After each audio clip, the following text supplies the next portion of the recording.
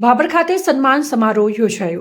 બનાસકાંઠા જિલ્લાના ભાભર ખાતે ભાભર કપૂરપુર તેમજ કારેલા કાંકરેજ હિન્દવાણી રાજપૂત દરબાર સમાજ આયોજિત સન્માન સમારોહના અધ્યક્ષ કીર્તિસિંહ વાઘેલા ઉપસ્થિત રહ્યા હતા.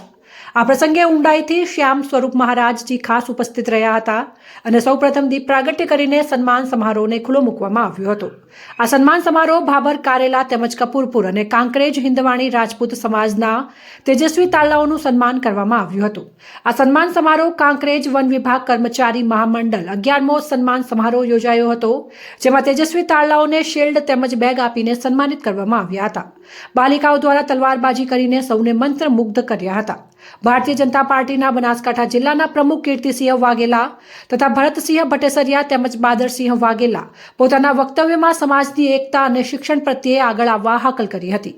ઊંડાઈથી શ્યામ સ્વરૂપ બાપુએ સન્માન સમારોહમાં આશીર્વાદ આપ્યા હતા અને ભાભર ખાતે યોજાયેલા 11મા સન્માન સમારોહને સફળ બનાવવા માટે દરેકે સાથે મળીને ભારે જહેમત ઉઠાવી હતી અને સૌએ સાથે મળીને ચા પાણી તથા ભોજન પ્રસાદની પણ સુંદર વ્યવસ્થા કરવામાં આવી હતી.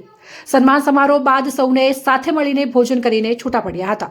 આ કાર્યક્રમનું સ્ટેજ સંચાલન બાબુસિંહ ઝાલાએ કર્યું હતું. અહેવાલ જેડી ગજ્જર, બનાસ દર્શન ન્યૂઝ, બનાસકાંઠા.